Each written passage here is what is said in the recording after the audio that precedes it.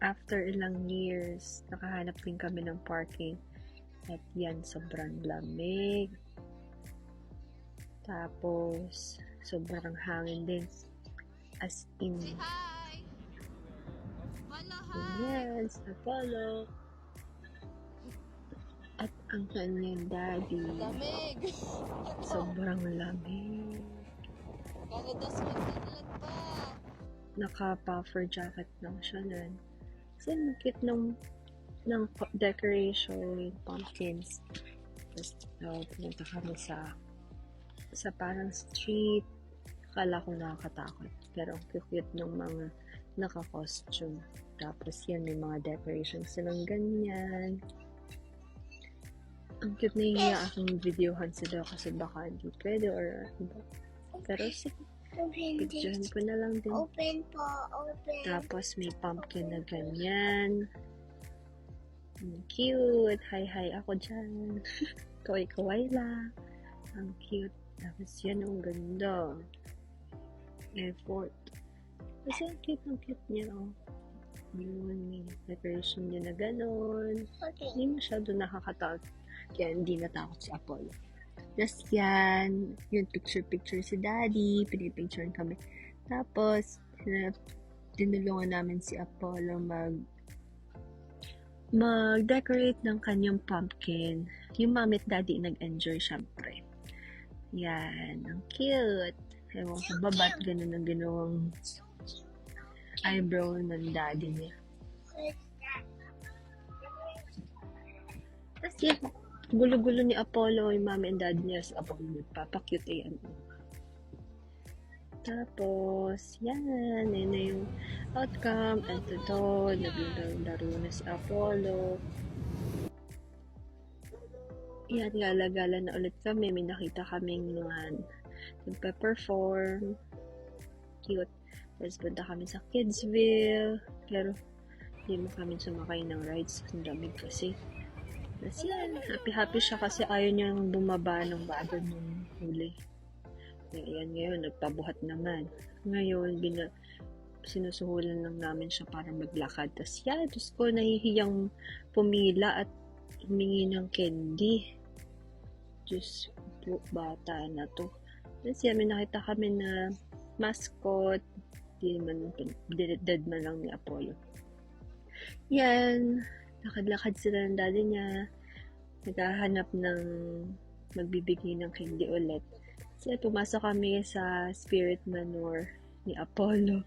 Yeah, just ko 2 minutes ata kami nandyan sa loob. Para siyang mga ano daw mga makaluma. Tapos, yan si Apollo, medyo natakot siya dun sa mga animal na naka-decorate dun. Pero, brave pa din naman. Tapos, nakipag-high five siya dyan mamaya. Nakita siya ng maliit na doll. Hindi man din siya masyado natakot. Tapos, yan. Yung mga, siguro, mga lumang gamit. Yan. Nakipag-high five na siya dun. Yan, high five din siya sa akin. Nakita namin ulit siya. Hello. Yan. Are you happy? Sabi niya, saan daw kami galing? Or, Why? saan daw kami? What is this place? This place? Diyos ko bata, ang daming tanong. Ang dalan-dalan. Yan, palabas na kami niyan. Tapos, punta na kami sa daddy niya. We will go to daddy now. Videohan ko lang siya. Cute kasi ng costume. Yan, nakita niya yung daddy niya yung nahanap pala. Takbo na sa daddy niya.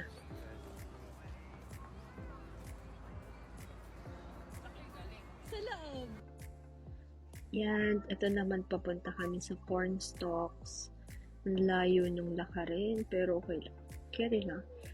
Hindi masyado nakakatakot kasi mas nakakatakot dito yung kung yung Halloween hunt na kapag madilim na. Kaso 7 PM pa yun.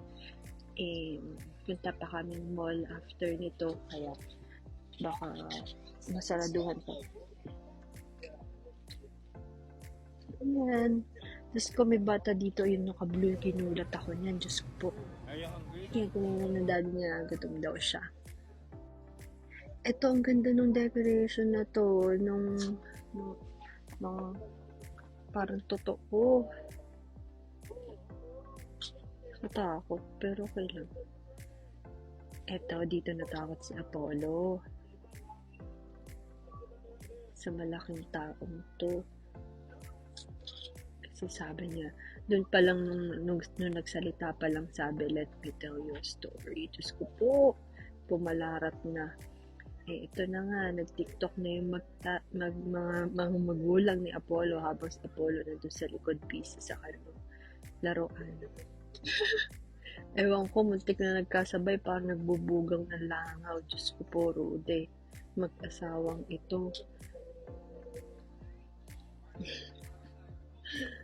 Diyos ko, ang kalukahan ko kasi, ayan, napag, ano